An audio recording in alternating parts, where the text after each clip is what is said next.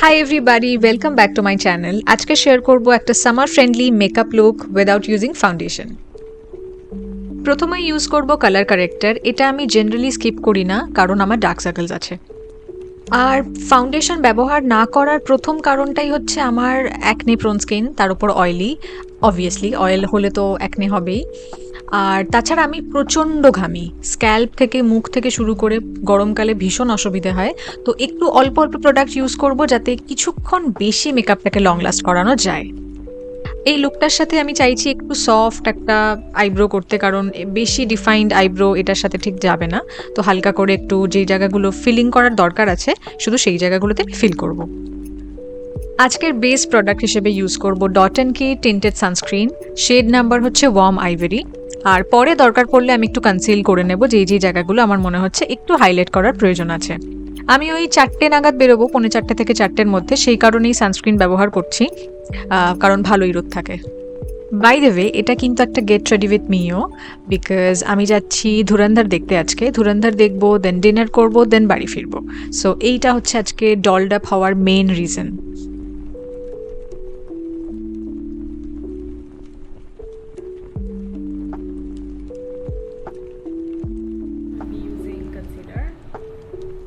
টিন্টটা পুরো ফেসে অ্যাপ্লাই করার পর না আমার মনে হচ্ছে যে একটু কনসিলেশনের প্রয়োজন আছে, বেসিক্যালি মাউথ এরিয়া আর আন্ডার আইতে। তো সেখানে একটুখানি কনসিলার ব্যবহার করব, তারপর বেসটাকে সেট করব পাউডার দিয়ে।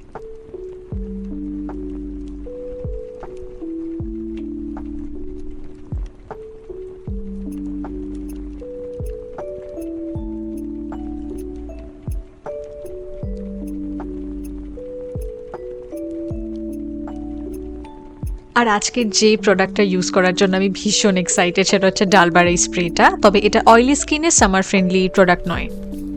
আর বেসিক্যালি আমি এতটাই ঘামি, ফেস তো এমনি বাইরে বেরোলে ডিউই দেখতে লাগবে।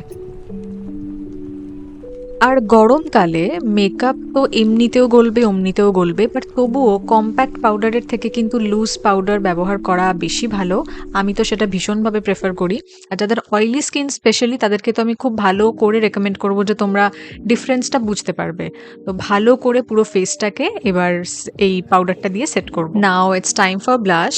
আমি জানি আমার অয়েলি স্কিন, কিন্তু আমি ক্রিম প্রোডাক্ট ইউজ করা ছাড়তেই পারি না। আমার একটা অ্যাডিকশন আছে ক্রিম প্রোডাক্টে, ঠিক আছে? আর হাতে না এরকমভাবে একটু ব্লেন্ড করে নেবে, তাতে প্রোডাক্টের ফিনিশটা খুব ভালো আসে।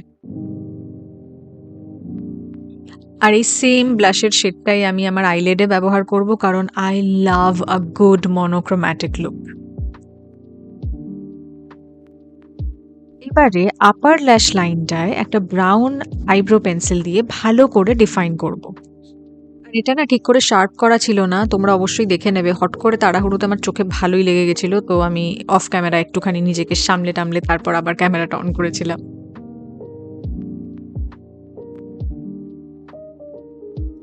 এখানে আমি আমার পেন্সিল আইলাইনারটা কোনোভাবে খুলতে পারছিলাম না। অফ ক্যামেরা তো শতবার ট্রাই করেছি, কোনোভাবে হচ্ছিল না। আর একটু পরে এটার জন্য আমাকে কি সমস্যায় পড়তে হয়েছে তোমরা জাস্ট দেখতে পারবে। দেখো, দাঁতে লেগেছে ঠিক আছে, ব্রাশ করে নেওয়ার, মুখ ধুয়ে নেওয়ার অপশন আছে, কিন্তু এই সাদা জামাটায় যদি একবার এরকম কালো দাগটা লেগে যেত, আমি যে কি করতাম! হয়তো আর ০.৫ ঘন্টার মধ্যেই আমাকে বেরোতে হবে।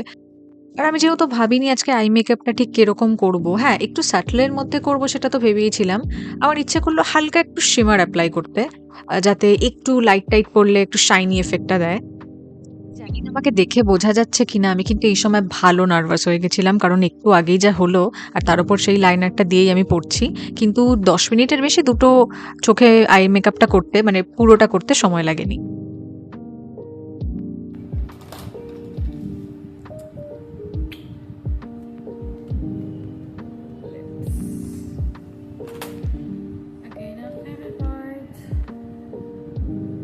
মার্সের লিপ লাইনারগুলোর কথা আর কি বলবো!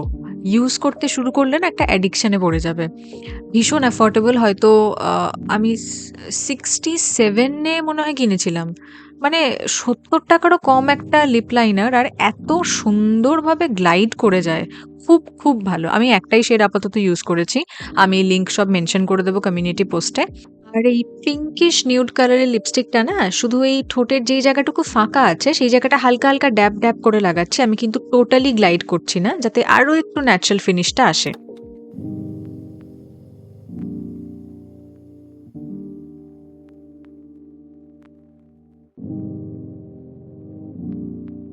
আর আইল্যাশ কার্ল না করলে কিন্তু কেউ বুঝতেই পারবে না আমার চোখের পাতা আছে। সো আমাকে ডেফিনেটলি আইল্যাশ কার্লারটা ইউজ করতেই হয়, আমি যদি মাস্কারা পড়তে চাই তো। না হলে শুধু শুধু মাস্কারা নষ্ট হবে, আর কিছুই না। আর মাস্কারা না পড়লে তো আর আই মেকআপটা ফোটে না, না? আর আমি মাস্কারাটা দিয়েই আইব্রোটা আরেকটু হালকা করে ড্র করে নিলাম, যাতে একটু বেশি ডিফাইন্ড লাগে। এবার পালা জুয়েলারির। আর আমি কেন এতটা এক্সাইটেড, আমার মনে হয়েছিল না ওই দিনের লুকটা এতটাই সোবার অ্যান্ড সিম্পল আর এলিগেন্ট এসেছিল ওই জুয়েলারিগুলোর জন্যই। আর স্পেশালি জিভারের নেকলেসটা অসাধারণ একটা ফিনিশ দিয়েছিল, কি এলিগেন্ট দেখতে এটা। আর তার সাথে পেয়ার করছি আমি এই সিম্পল ইয়াররিংটা। তো yeah, this was my whole look. আমি যতটা পেরেছি একদম কম কম পরিমাণে প্রোডাক্ট ইউজ করার চেষ্টা করেছি। তোমরা চাইলে ফিক্সার ইউজও করতে পারতে, কিন্তু আমার মুখে না মানে ফিক্সার আর আমার মনে হয় না কোনো কাজ দেয়, আমি এতটাই ঘামি। তো সেই কারণে একটা প্রাইমার প্রথমে ইউজ করতে পারো, তোমাদের চয়েস। তোমরা চাইলে যে কোনো ওকেশনে বা আউটিংয়ে লুকটা ট্রাই করতে পারো। আমার তো ভীষণ পছন্দ হয়েছে, আশা করি তোমাদের ট্রাই করেও খুব ভালো লাগবে। See you soon. আর ইয়া, সো টাটা।